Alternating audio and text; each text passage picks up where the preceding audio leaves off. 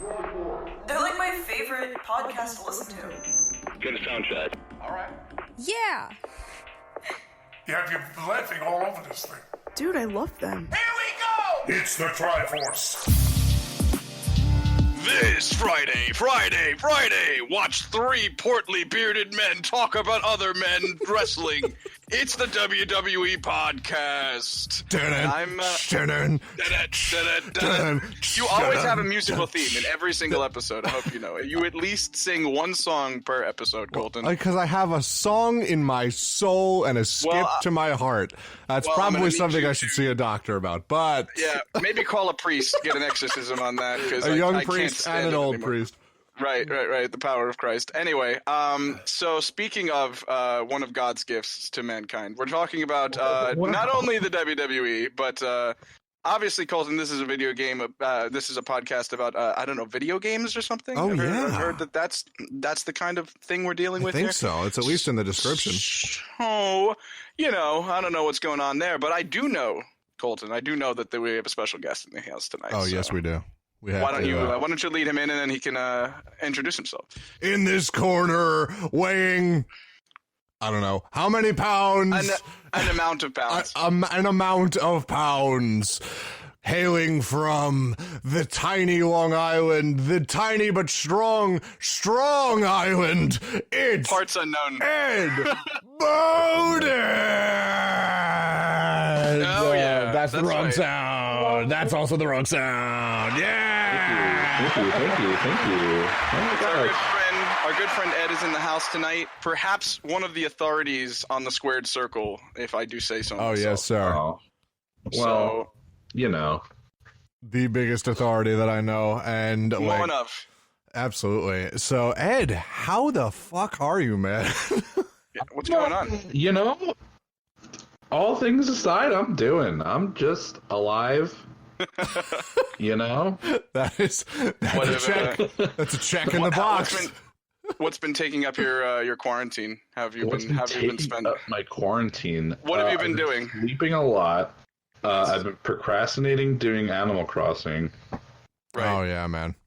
I keep remembering that the stock market has passed me by every week.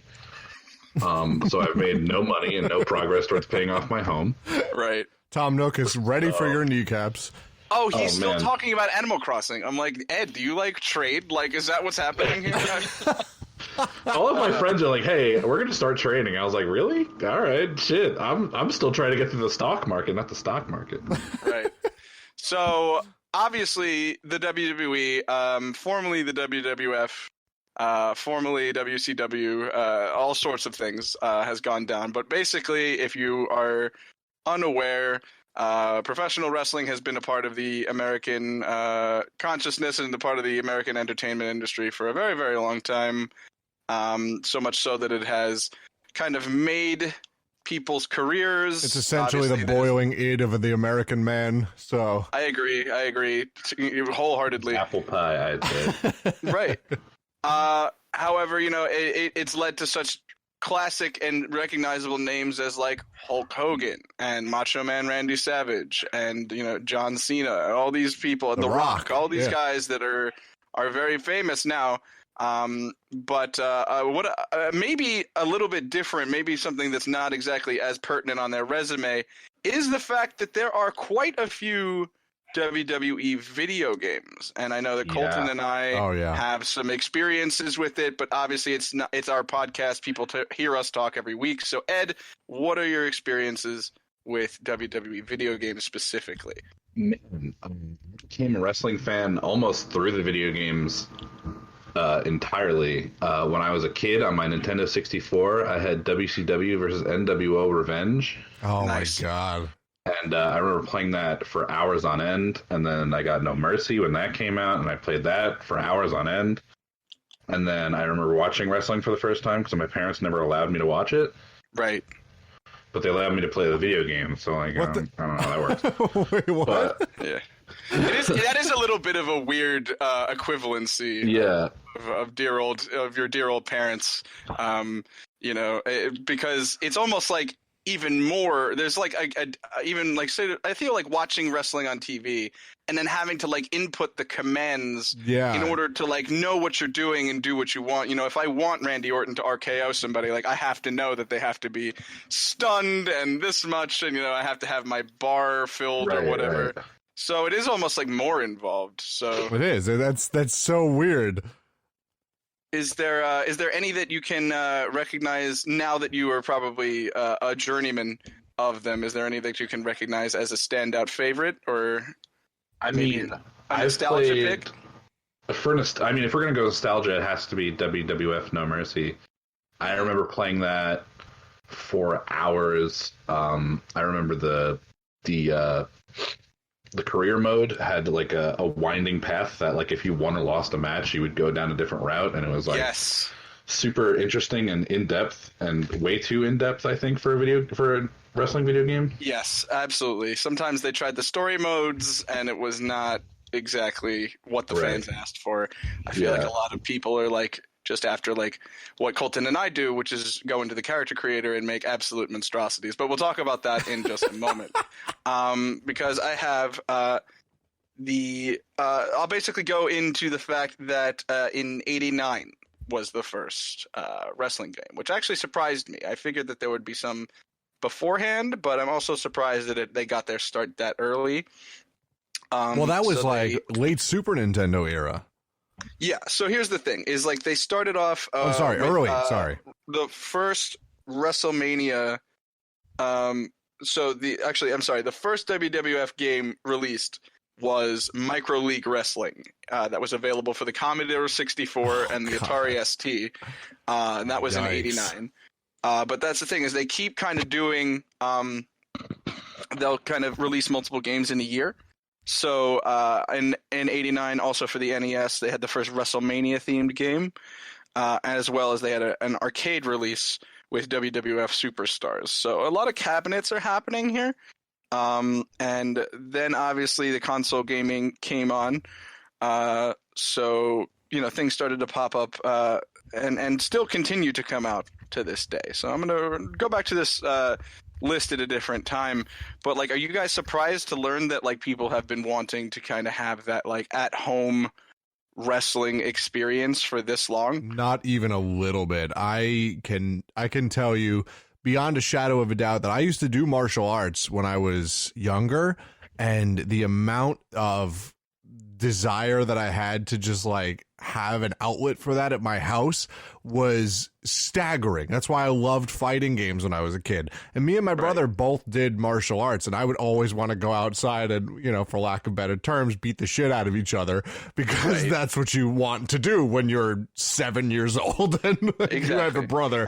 So like that's what I wanted to do. And I feel like so many kids watched wrestling and they're like, I want to do that. Like, how many kids looked at Hulk Hogan and was like, I want to be Hulk Hogan? How many kids today look at Braun Strowman, look at Kane, look at Dave Bautista? Like, I want to be these guys.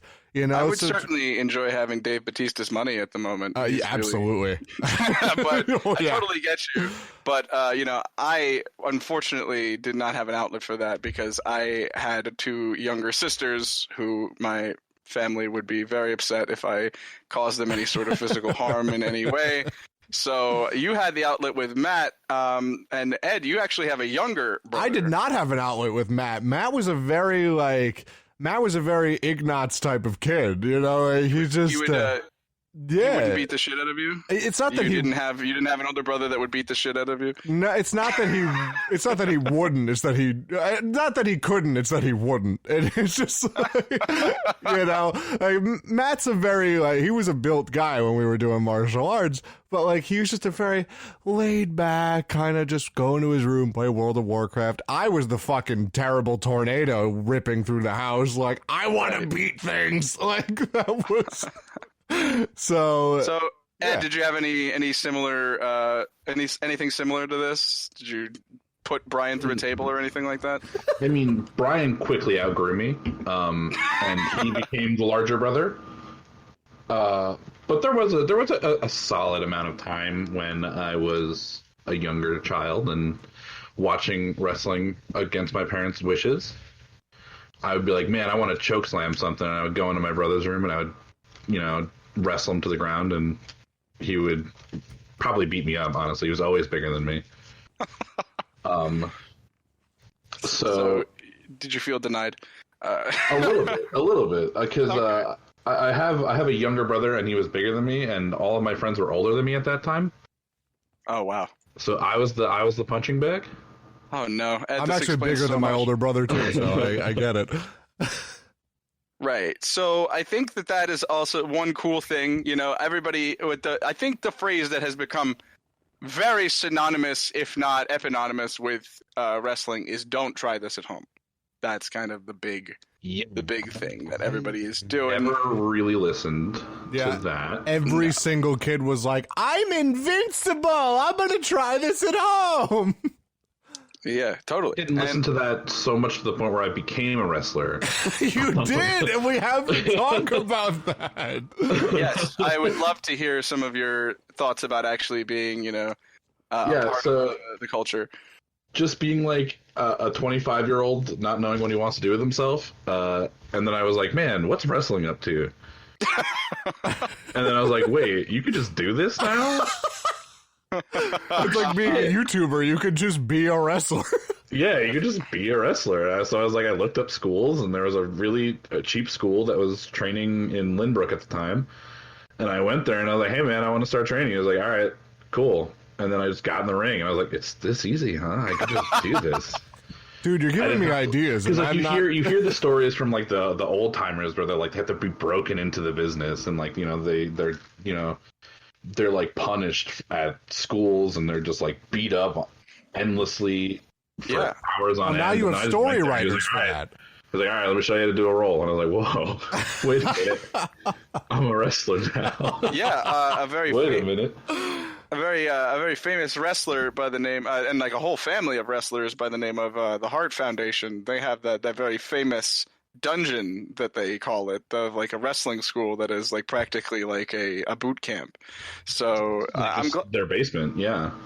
So that seems to be you can say that there's kind of like a discrepancy between how the business was as opposed to how it is now. Oh, for sure, and for better and worse, I think. I think that elitism kind of kept the business small, so that it felt larger than life. But like now, with the age of the internet and like just how accessible watching wrestling is, like I think just having more people doing it is just good. Like flooding the market with people is a good thing, and like it gives people a chance to watch something they normally wouldn't, or do something they normally wouldn't. Like me, I never thought I'd be a wrestler. As a child, I thought I was going to be a wrestler, and then I grew out of it because it became less cool, and then I grew back into it when I became less cool, and then now I'm just waiting to get out of my house so I can do it again.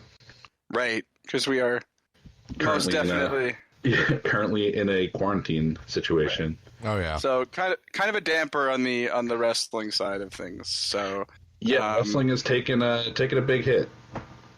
Well, I mean, that is truly a shame. I'm sorry that it's a shame that like I can see that live events are a big moneymaker for the WWE, and since people can't be outside, A, let alone in large number, B, it's really taken a toll, and wasn't there a very, very prominent pay-per-view that just happened? Was it Mania? Was Mania recently? WrestleMania, yeah, it was a week or two ago. A week. And there was nobody. There was nobody there. They were doing it out of their training center. It's so awkward, man. Like that's crazy. I never realized how dependent the WWE is just on audience reaction. Like I was watching an Alexa Bliss match. Like, who did Alexa Bliss just fight recently?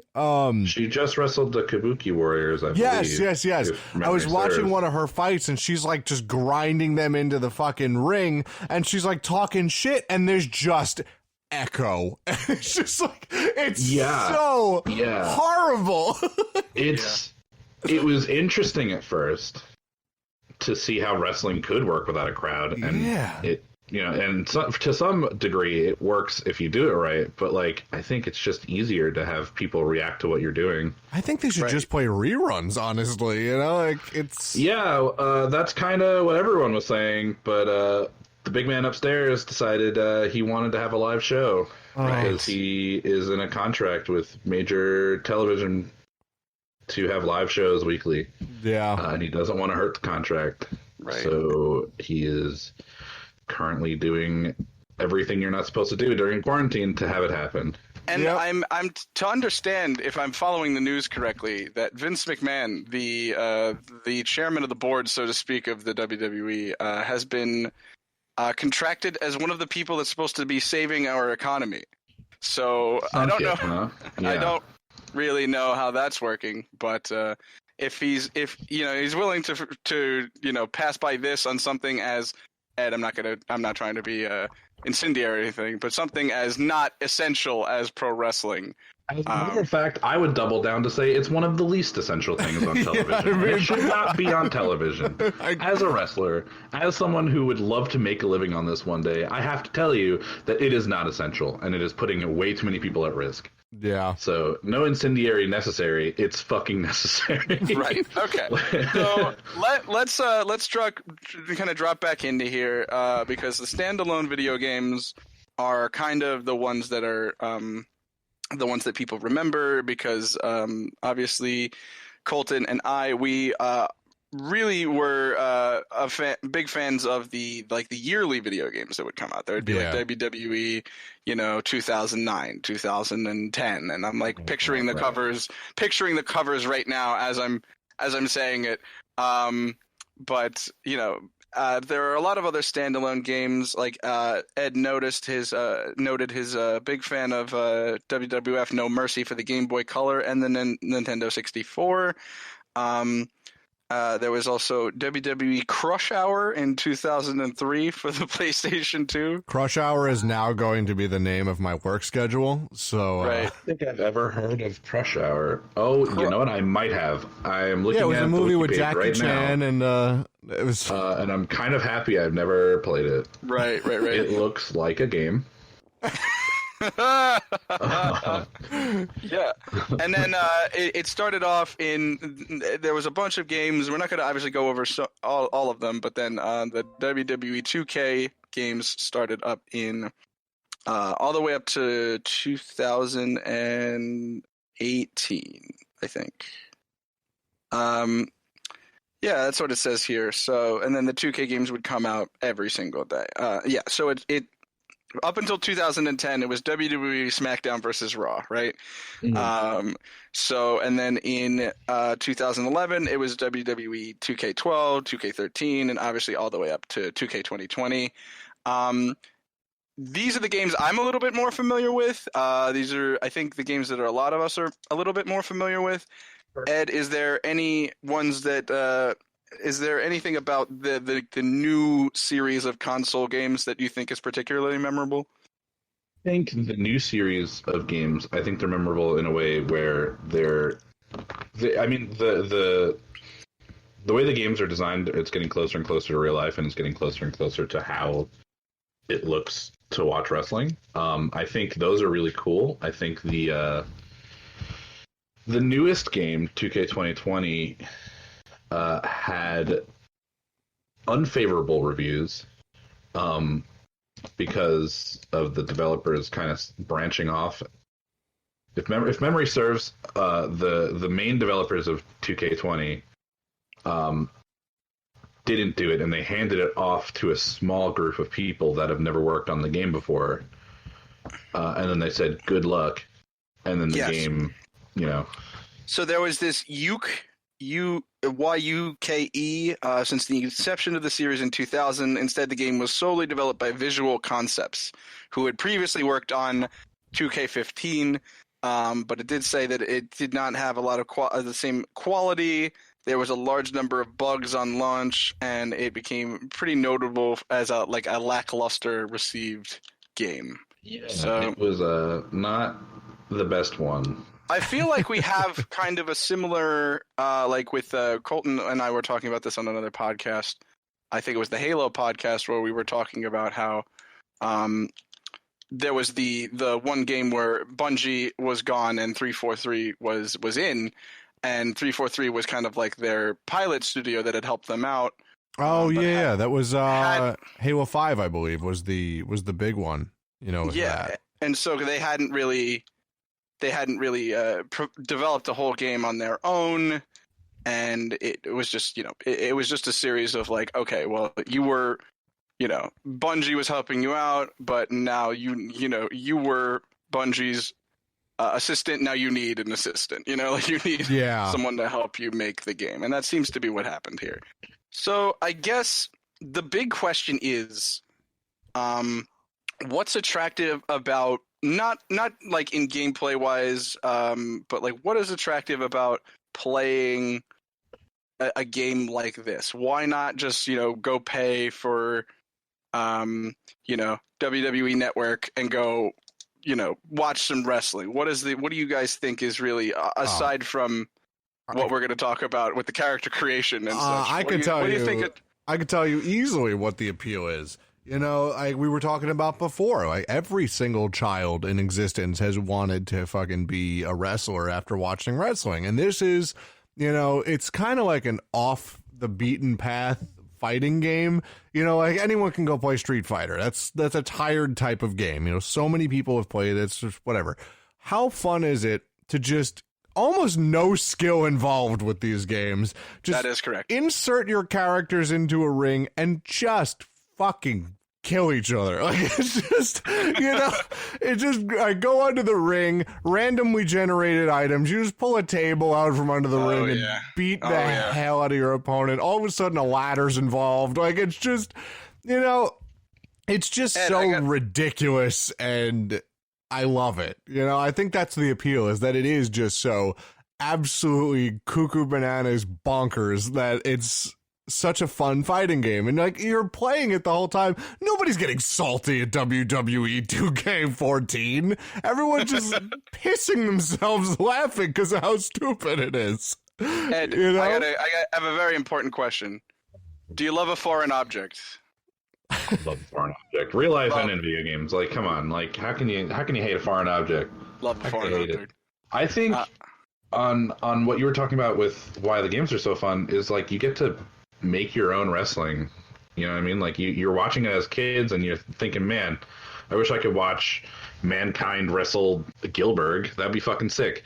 Let's put that into a video game and let's make it happen. Or, you can make your own character and be like, man, this is me. I get to wrestle, Finn Balor, or, I get to wrestle Stone Cold Steve Austin. These are dream things that children, dream about, that they dream about doing in real life, and they get to live out that fantasy in the video game. And I think that's really what makes these games so playable year after year. Oh yeah, I completely agree with you. I did create a wrestling persona as a young person. I was how many wrestlers do, where they just kind of change up their last name but keep their first name. I was Zach Powers. Oh, I kind of love that. When I was a young name, Edwin Scott came from WWF No Mercy. It was my first ever made character. I made a character. His name was Edwin Scott. Oh. And I was like, man, I'm just going to be this guy. Why am I not him? So. Fucking adorable. I really like that. That was really cool. So I would say then, is there, any favorite memories you have of playing these games? Anything that like it kind of evokes any specific like time that you got together, either with a group of people or or introduced these games to somebody that you care about and said, hey, let's just fucking throw down in the ring. Yeah, I mean, my best friend who got me into wrestling, he passed away when I was in high school, but like now playing these games and watching wrestling and being a wrestler, these are all things that we talked about as kids. So like these are things that, playing these games or watching wrestling or doing these things are, bringing back these nostalgic memories. Just even talking about it is just bringing back all these memories of playing video games with him. So. Okay. Yeah. I mean, that's really helpful. That's good to have. Like, obviously, I apologize for your loss, but like, it's good to like have fond memories of somebody who has, is no longer with us. So like, Right. you wouldn't expect that. I don't think any of these developers are sitting around in their boardrooms saying, you know what, we're going to make lasting memories with this video game. No, they're like, okay, how do we make? And I think when you make art, you don't really think that, but that's the beauty of art, is that these emotions can be evoked out of the blue, and some random person could be playing not even a wrestling game. They could be playing some game that only 3 people have played before, but like it could just evoke these emotions that have touched people in ways that you would never imagine. So I think that's what makes video games, like any sort of video game, just like an art form, and how it And many things about wrestling are about touching people in ways that you would never imagine. So, Sure. I think that a very pertinent question to ask is, do you have a favorite move to execute either on the mat or with a controller in your hand? Is there one that just gives you a feeling of raw power unlike anything else? Ever since I was a kid, have always wanted to do a moonsault. I've always wanted to do a moonsault ever since I was a kid. I've yet to do it because doing a backflip and landing on your stomach is terrifying. But it is one of my career goals, is to pull off a moonsault. It doesn't even have to land. I just want to do it in a match one day. I want to be able to say I did a fucking moonsault. You don't even care about the execution. You just want the pop. You just want the I'm gonna do it. I'm gonna do it for a crowd of 12 people, and it's gonna make my life. I'm so excited for the day you finally salt. Colton, is there anything that you can contribute to that question? I just absolutely, I'm gonna go with a classic. I just love the RKO. It just looks so much fun to do. It's not like one of those moves where it's not like a moonsault. You're not gonna fucking break your neck doing it. You might break the other guy's neck, but it just looks like so much fun to just run up to somebody, grab them, and then just drop them. Nice. Yeah. Oh my god, as somebody who did martial arts for so long, my favorite section of learning was judo and just the art of throws, and it's just so reminiscent of that, and it just looks like so much fucking fun, dude. Yeah, it's snappy too. I also, there is another thing I want to do. I want to perform a suplex once. Just once. Sure. You just want to fucking throw somebody directly above your shoulder, over your head. And oh my god, that, if anything were to give me the feeling of raw, unbridled power, it is just picking up a motherfucker and suplexing them. Just like, you gotta give them person a one-way ticket to Suplex City. Absolutely. It's a good feeling. What I can see is that, it's a lot of these things are like, if you have these wrestlers for the most part have like finishing moves that are like the big moves, like the RKO and the Tombstone. Tombstone. Oh. I mean, you talk about moonsaults. I mean, you have one of my personal favorite wrestlers that I don't believe got enough play, Ed, and I hope that you'll agree with me. A wrestler by the name of Super Crazy, and Super Crazy definitely was a king of the moonsault. And I feel like a lot of that is very. It's a kind of part of the charm. It's kind of part of the appeal. Is the like. I think getting like kind of lost with it and remember it's a lot of wrestlers incorporate their names into it to a certain degree. I mean, RKO is literally Randy Orton's initials, and I used to just think it stood for Randy Knockout, and a bunch of people thought I was an idiot. So that was a lot of fun. But the Batista Bomb, all these moves, I feel like it's all part of the gimmick. It's all part of the it's part of the reason that you watch, is because the match is almost kind of this one big lead up to like one or two or three, big moves that are really going to end it off. And for the most part, those are those moves. These are the ones that are like going to land, and you're going to, lay down for the 3-second tan as you speak, 1, 2, 3 matches over, because that's why they would call it a finishing move to begin with. And I would say one of my favorite finishing moves of all time probably has to belong to a gentleman by the name of I think I'm trying to remember. It's Kevin Owens with his pop-up power slam. Because I just want to throw somebody in the air and then watch them descend with a look of terror on their face, and then I catch them and then drive their 7 of their vertebrae into the ground itself. Yeah, help gravity So, out with a little. Yeah.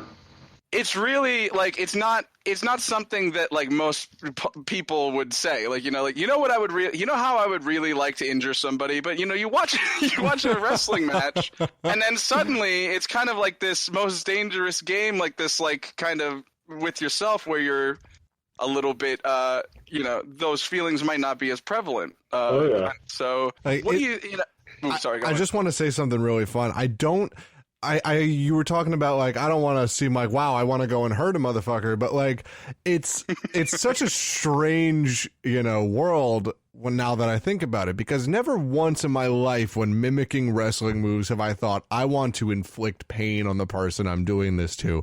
I just always think I just want it to be seen from the outside that I did this fucking ridiculous crazy thing. And That's the beauty of wrestling right there. That's exactly the beauty it. of wrestling. And it's so much fun because the other person. Like if somebody RKO'd me, I'd have a fucking blast. Like Right. it's I actually have to share something. When I was in college, I went to an art school, obviously, and everybody was doing plays and such. So I actually got hooked up with this great guy by the name of John Rosner. I really love him. He's a great dude. He actually is a wrestler as well. He wrestles as a Shakespearean-themed wrestler. I believe get the fuck out of here. Yeah, I'll look. Somersault Dream. I'm gonna pull up his page right now, but I know for a fact that he does like recite Shakespearean monologues as he beats the shit out of people. So that was pretty much not to be annihilated. Literally, dude. And that was kind of like so he wanted to put together a show where he was like doing that. He was kind of like telling a wrestler's story through the Shakespearean lens, and like That's he so fucking talked cool. about Ovid and Aristotle, all these very philosophical dudes. But we had a full wrestling ring. I played a referee. And it was like there was music involved. They also included like Pink Floyd music, like where the wrestler himself was kind of like doing what they call Ed, could you maybe describe for the crowd what a jobber is? Sure. So in wrestling, there are bookers who want to make someone look extremely strong. And one way to do that is to put them in a match that is one-sided. And so in order to have a winner, you need to have a loser. And the jobber's job is to make the person winning look as good as possible. Right. Are you as strong telling as me possible. that wrestling is fake, Ed? Wrestling, as a wrestler, I'm going to say it right now. Wrestling is fucking fake, dude. You heard it here first. Let me tell you right now, I've never gotten an inflicted wound that was not self-inflicted in the ring. Really? Wow. Everything that happened to me was by no fault but my own, including being dropped on my head. Right. my I remember that Lord. week. You were Yeah. definitely talking about that one for a while.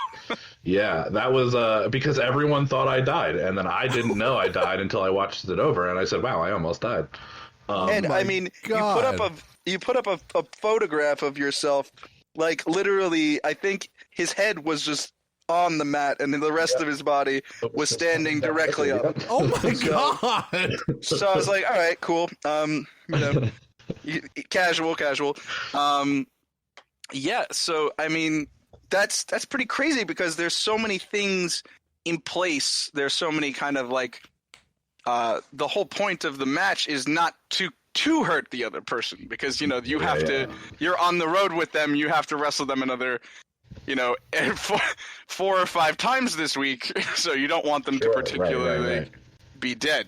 That's not probably what they want. So is there anything? I'm so curious because is there anything about kind of going from wrestling as a fan to going to as a practice that particularly like surprised you? Like, oh, I didn't figure, even knowing as much as you do, like, was there something like, oh, wait a minute, like, this is different. Like, this is not how I expected it to be. It seems so much, in some ways easier and in some ways harder.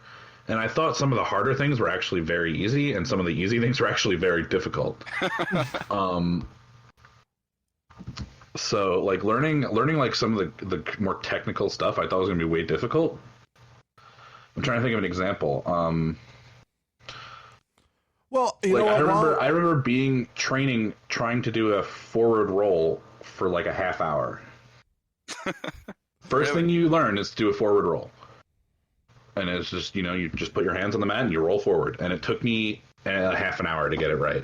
Like, you make a really good point, because I'm going to go back to the martial arts thing.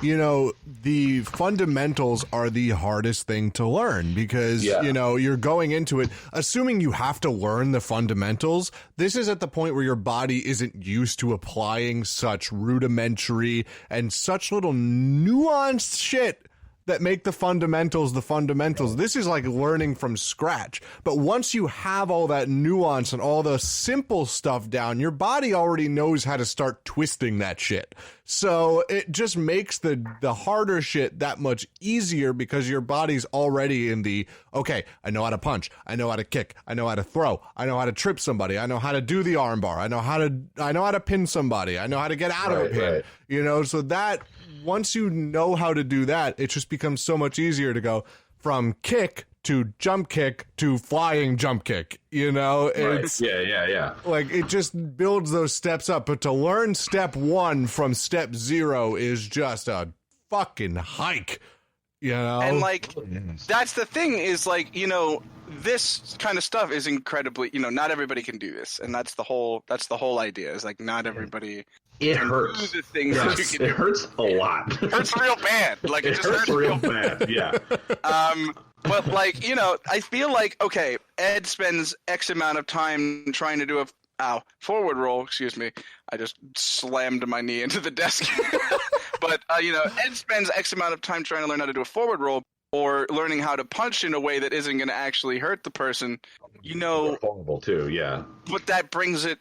But to the video game, that brings it all the way to just the square button. Sure. And I think it's kind of like watching any movie or literally doing anything else that kind of gets you in that escapist fantasy of, oh, I can now do this. Right. That like is the main reason why most people would just play a WWE video game and not like go out and become a wrestler. It is very difficult, and I would not recommend anyone just do it. You got to really love it, because it fucking hurts. Yeah, I could imagine. Like I remember I hurt my back beginning of last year. I hurt my lower back. It wasn't from wrestling, but like it was definitely exacerbated by wrestling. To the point where I was like, I couldn't get up in the morning for like a whole 2 weeks to 3 weeks. I couldn't get up in the morning. I was just like, I was limping around my house. And like, it was just from falling over and over and over again, like learning how to fall and like doing moves and like taking moves and like putting myself in this constant state of like 2 times a week training to do it. And then on the weekends doing it. Like, it just put myself in this point where I was like, man, I have to find a new way to fall because this shit hurts. Oh, my God. Wow, so I decided to start doing it on my head, because it seems like it's not going to hurt my back as much. So we'll see how that works out. Yeah, you can see it kind of... I can't promise it'll work, but, science is... I can tell that you're giving it a lot for the crowd, and I feel like that's what everybody does. That's the whole point of the wrestling, is like, and that's the whole problem with now the coronavirus, is that there is no crowd. But like, how accessible? Because like, I just like showed my mom something that I really liked last night, and I was like terrified. I was like, oh man, she's not going to like it the same way that I do. She's not going to give it the same kind of respect. And she ended up loving it and was really nice and like really liked it a lot. How accessible do you think a WWE video game is to somebody who, because you just said, like, in order to do it, you had to really love it. So how accessible do you think this gameplay is to somebody who might not even watch wrestling? It's pretty accessible. I think it breaks down wrestling into a video game, which, you know, in itself is much more accessible than actually doing it. I think being a fan helps. I think being a fan is probably what makes it like be from like, oh, this is pretty fun to I want to play this for hours. And I think that's at no one's fault, but just, you know, wrestling being a very dedicated fan base.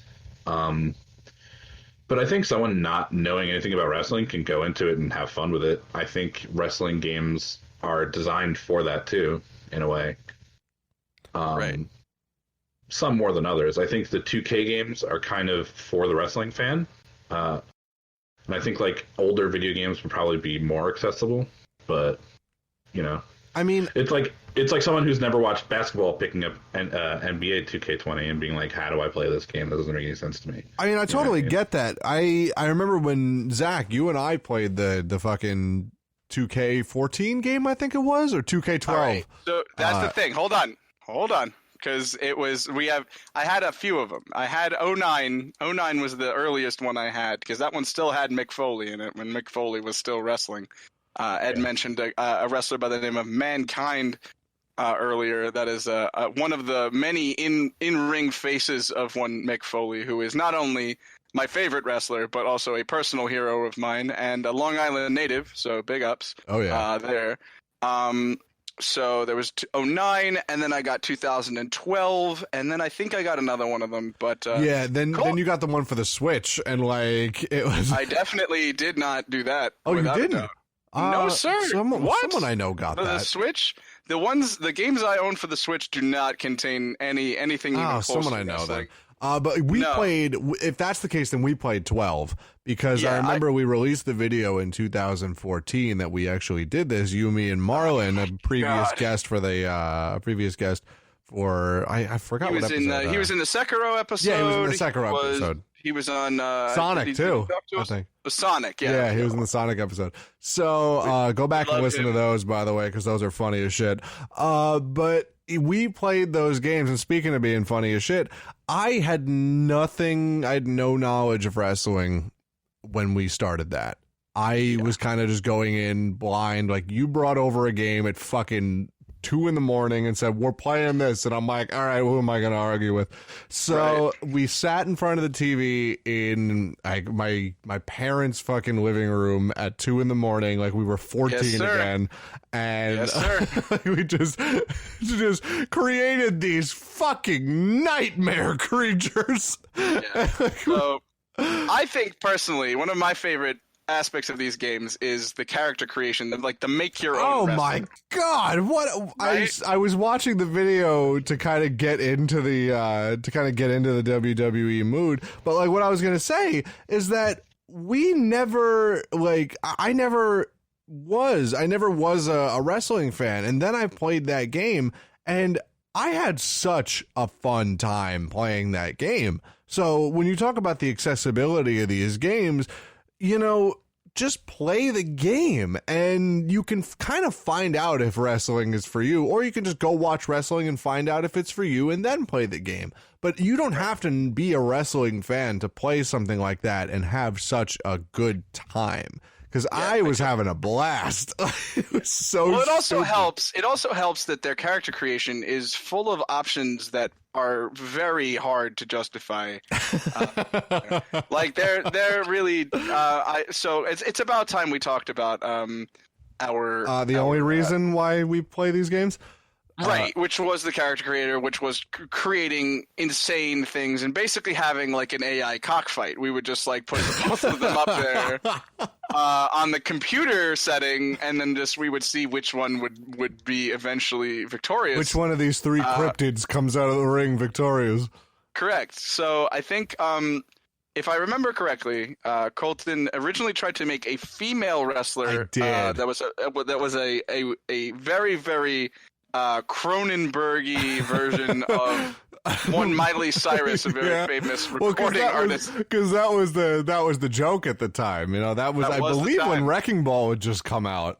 So that was that was nuts. Truly a memeable music video, that one. 100%. But then Yeah. So unfortunately, there is a delineation in the wrestling world between male and female wrestling. There is, it's not. There's very little, like Cross wrestling. cross wrestling. There's never been, I think, a man versus a female wrestler. Now, just can that I know of. Can I pause? What do you guys think about that? Is that like? Would you guys like to see something like that in the WWE, or do you think that's like, I mean, Well, they have what they call a mixed tag match, where like a male wrestler and a female wrestler will tag, but the rules are, Ed, and correct me if I'm wrong, if I'm just like maybe not knowing things. If let's say the male wrestlers are in, and one of them is getting beaten pretty bad, and he goes to his corner and tags in his partner, the opposing pair must then switch off as well to be the gender in question. Is this correct, or am I wrong? Yeah, depending on the promotion, they definitely do that. In WWE, they definitely do that. Right, because that's kind of like the more sanitized mainstream wrestling, as I can see. Right. I think there are some more fringe promotions that will do male versus female wrestling, intergender wrestling, and I think WWE not doing it is fine. I understand why they don't want to do it. As a multi-million-dollar company, they don't want to have a man beating up a woman in the ring. I get it.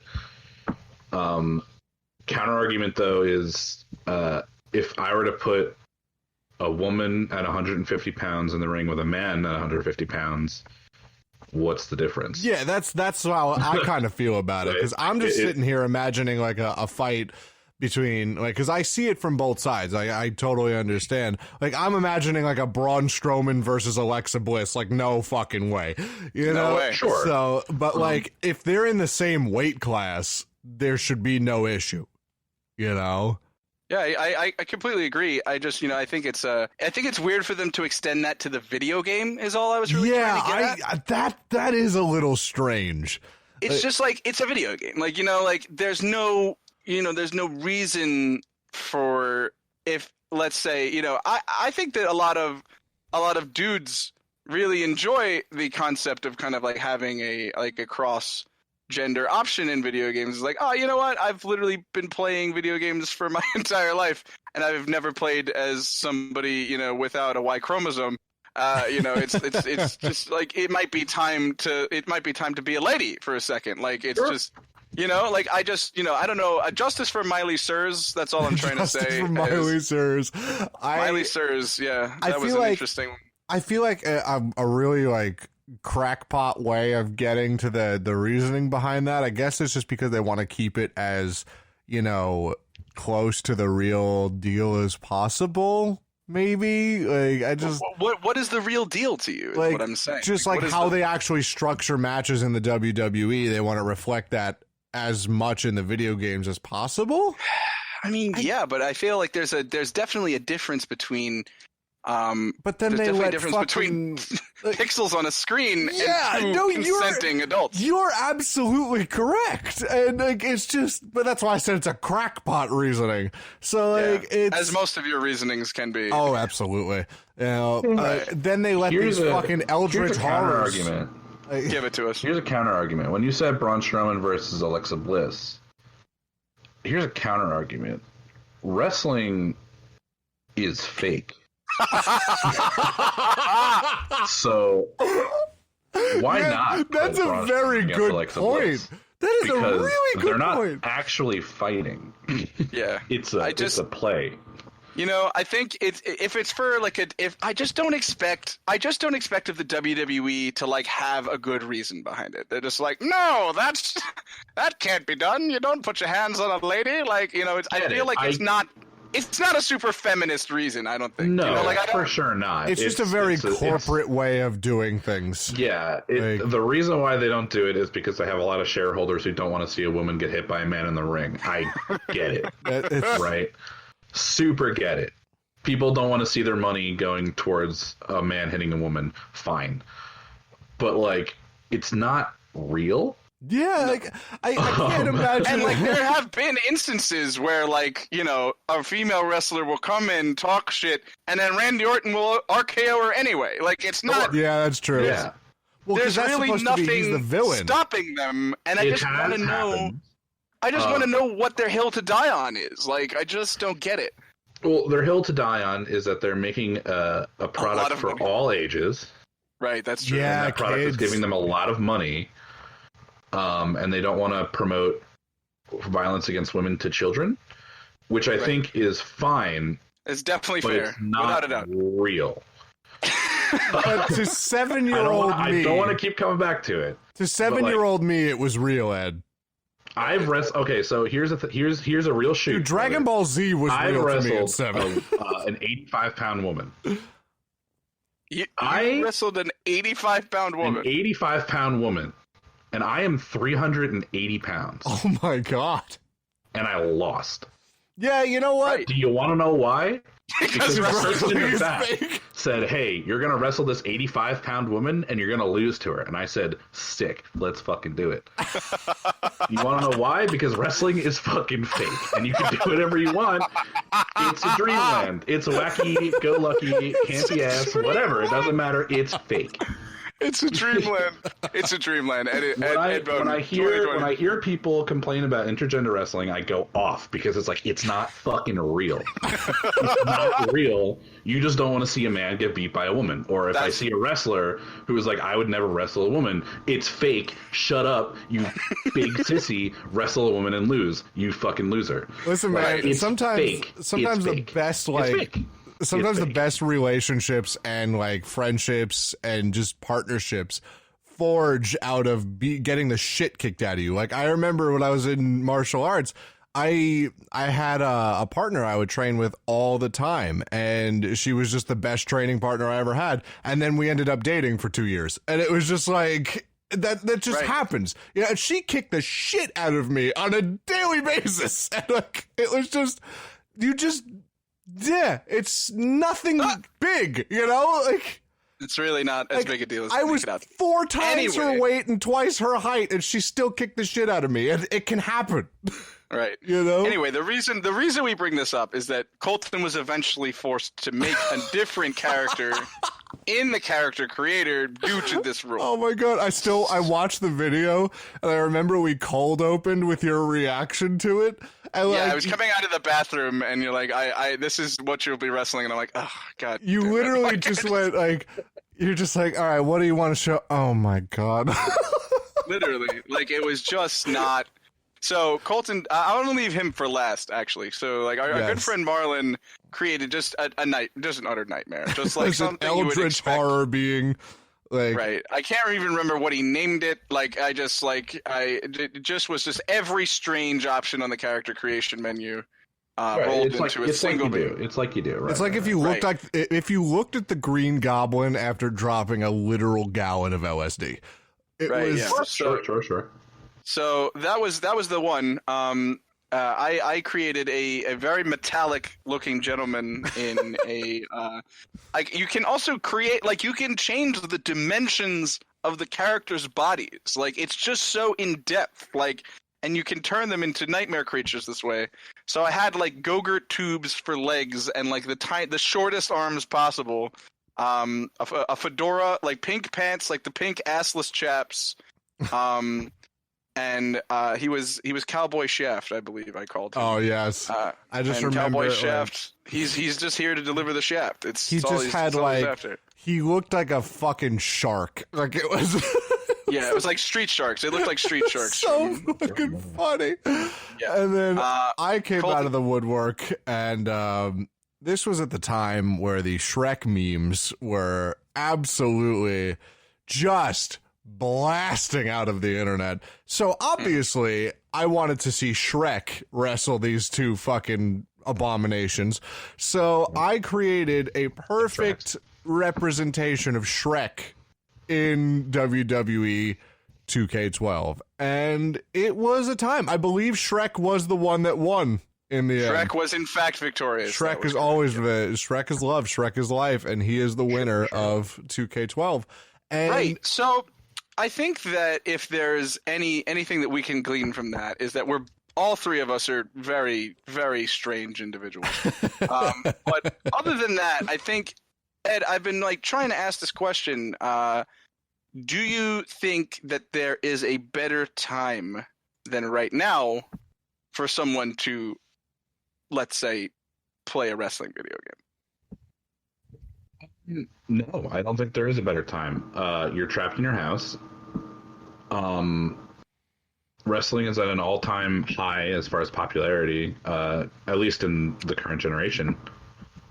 I say go for it. I say if you wanna play a wrestling game, if you want to be a wrestling fan, if you want to watch wrestling, now is the time. There's so many outlets and there's so many different games you could play. I say do it. I say become that fan. Right. All right. Well, I mean, I think that we haven't really talked much about the video games themselves, and I think it's because to a certain degree they all serve the same basic function. Like you're gonna load in, the bell's gonna go off, and the last one standing, the first one to hit the 3-second tan, is the winner or the loser in this case. And there's not much you can do with that. There's not much you can play around with that. So what's a video game developer that wants to make money to do instead of just making a game that somebody's going to play for 20 minutes and then forget about? So they obviously decided to create. Obviously, they gave you the options to play many of the different variant match types that are available in the WWE, such as the famous, one of my personal favorites, the Hell in a Cell match, where you are in a giant metal cage. There's the I Quit match, where you have to force your opponent to actually verbally say the words "I quit" in order to assert your dominance over them. Ed, if there are any that are coming to your head that you can sway in here? My favorite that they created was the Extreme Rules match. In I think it was 2006 or whatever, they created the Extreme Rules match in WWE versus, it was SmackDown versus Raw 2006, I think. I don't know, some nonsense. But it was just, you get to go into the ring and they have everything under it and you could just pick it up and you could just use it, and it was very fun. It's my favorite way to wrestle in the game. It's my favorite way to wrestle in real life. Love a good foreign object, like you said before. Who doesn't love a good foreign object? Love a foreign object. Right. So I think that there's Colton. Do we have anything else? We're gonna wrap. Yeah, I think we should. I think we can wrap this up. We could call this a match. Shit, this was fun. Ding, ding, Go ding. home, brother. Come on, let's get the finish. Absolutely. Could you maybe explain that as a little bit of wrestling lingo you just dropped on us? Sure. So when wrestling was first created by carnies in the early 1900s, they wanted to make it look as real as possible. They didn't want anyone to know it was fake, so they created their own lingo, so they could talk about it in public and no one would know. So there are things like, for example, when I said "this is the finish, wrap it up," you would know the finishing sequence. If the ref would tell you, "All right, you're running out of time. It's time for you to go to the finish," you would say, "Okay," and you'd have the finish planned already.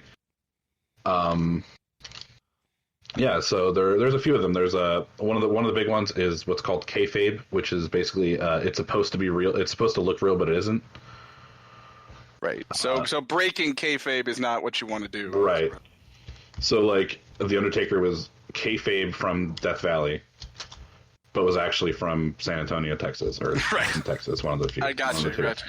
So it's not only the moves and the actual wrestling that needs to be done, it's also your persona and your backstory that you have to keep, and I'm sure during public appearances they kind of get a chance to be themselves-ish, but I'm sure they, to a certain degree, still have to have the characters involved in a. Yeah, you'll hear stories of wrestlers back in the day staying in character 24/7, and the fans would attack them outside of the arena, and because there was a famous one in Madison Square Garden where someone beat Bruno Sammartino and was almost stabbed 3 times trying to leave the arena just for attacking Bruno Sammartino.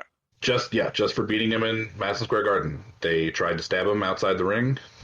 He had to be escorted. He had to be escorted 24/7 whenever wrestling was involved. Dang. But that was his idea. He wanted to do it like that. He wanted to be the guy that beat Bruno Sammartino and be real shit about it. That's crazy. I never even knew that story. Wrestling is crazy, and was even crazier back in the day. Now the proverbial cat is out of the bag. Yeah, as you've exclaimed multiple times. You mean it's fake? So it's but back in the day, people really took it seriously, and that's why the word, like the lingo, was created.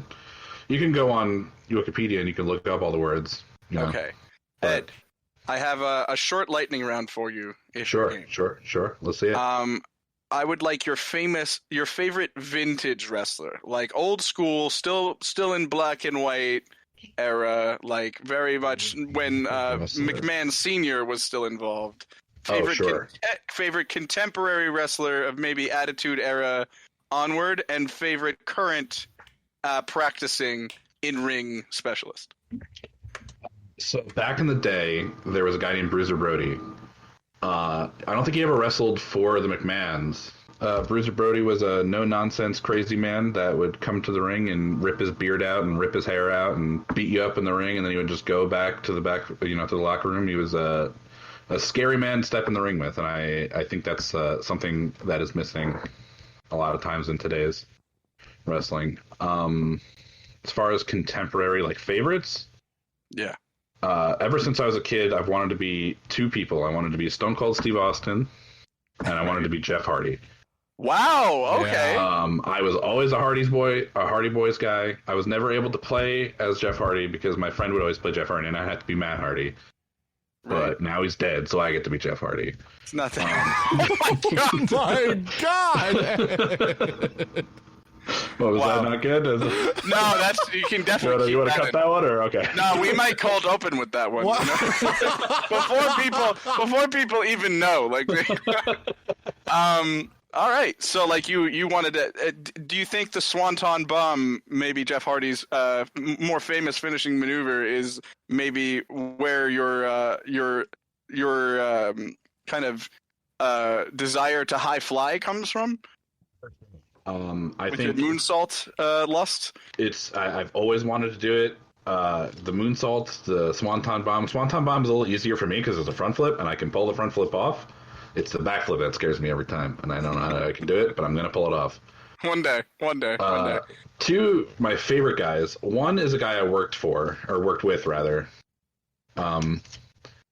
Okay, so my friend, Tristan Ty, I've worked with him, I trained with him. He's so fucking cool. Nice guy, great in the ring. You should go look him up on YouTube because he is amazing. Go follow him on all the social medias at Tristan Ty. Yeah, there'll be a short little plug section that we'll do in a moment here. I'll shout him out for you. But wrestlers now, there's two guys. One, his name is Walter, just Walter. He's from Austria, and he's kind of like Bruiser Brody, but doesn't have a beard. And what a fucking power move to just say, my wrestling name is Walter. And it's in all caps too. It's in all caps. That's such a power move. Is that how he's? Sorry, he's like 6'5", and his his most famous move is just a chop and a clothesline, and both of them look fucking miserable to take, and I fucking love that about him. Right, so those are pretty standard moves, though. Those are stuff. Oh, sure, fundamentals. When he does it, it looks like and feels like and definitely does hurt a lot. Right. And I think, like I said, it's missing from wrestling is the making it look like it's real.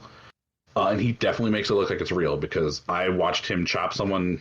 I was setting up the ring for one of his matches, and I was at ringside and I watched him chop somebody. And I heard that sound, and I don't think I've ever not heard that sound since. I have tinnitus, but with a chop. Oh, and it was God. It's just it rings through my body every time I think about it. I was like, oh man, imagine if I was that guy getting that, I would never be the same. Ay. And then there's Matt Riddle, the guy who dropped me on my head. Right. Yeah, but of course he was an ex MMA guy. He wrestled for the UFC. Oh my God! He was on The Ultimate Fighter. He has one of the nastiest knockouts on The Ultimate Fighter. Wow, you really did him dirty.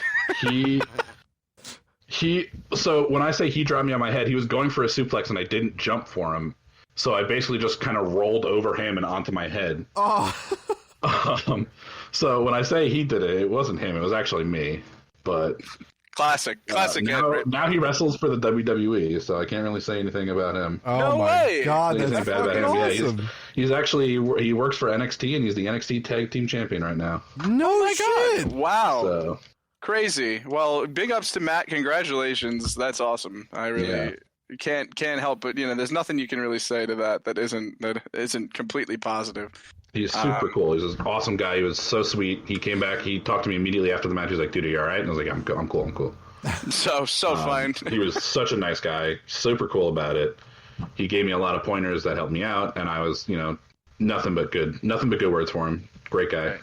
That's fucking awesome. awesome. Ed, do you still wrestle? I haven't in a little bit because of my back. Oh, okay. But I will be getting back into the ring as soon as I can. You know All right, what? well, now that you've told me how easy it is to do so, Lynbrook, you said? Oh, sweet Jesus.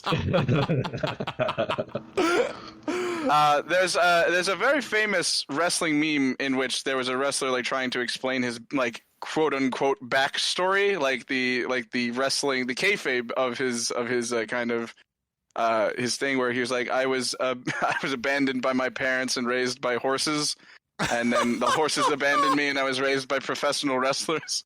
And I just feel like that's Colton, that's just going to be I was abandoned as a child and raised by bears. And then the bears That's abandoned me, and then a gorilla took me, and then the gorilla died, and I was raised by wrestlers. Totally, without a doubt. Colton, would you say that do you have a fave before we get moving? I know that your wrestling knowledge is not the most, but is there a name that you love? I love John Cena a lot. I think he's really fun, and he's definitely one of the most controversial wrestlers I've seen so far, because it's so crazy to watch him enter the ring right now because of his movie star celebrity status, and just to see him enter the ring, he does not look like he knows where he is when he gets into the ring. It is the funniest shit in the world. And I've met him before, and he's really, really sweet, and he's just such a nice dude. I shook his hand and it reverberated throughout my body, so that was that was an interesting experience. But another one would be Braun Strowman. That is what I'm trying to look like, and big respect to it. He just seems like he'd be so fun to sit down at a bar with and just talk his fucking ear off, and have him talk your ear off. Mm-hmm. It's just I think he's the closest thing humanity's come to having a half orc in real life. Oh, nice. That's a really good way to put it. And that's but really great. He's a jolly half orc. You know what I mean? Very, very large man. That guy, definitely one of the bigger. Not only the bigger, as in more popular, because I do believe he won. He went over at Mania just recently and is now champion. He beat Goldberg. He is literally also one of the bigger names currently, watching in just regards of sheer size. I watched a match between him and Kane, and just holy fucking hell, man! I could not even begin to imagine the amount of training that must go into, not only performing the moves like that, but not hurting yourself doing shit like that. You know what I mean? Yeah.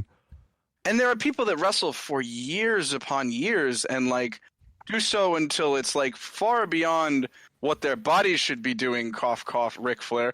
But it's just, you have, like Ed said at the beginning, obviously, if you love wrestling enough to do it, go be a wrestler. If you love wrestling because you love wrestling, go play a wrestling video game. I just feel like it's just a lot of fun.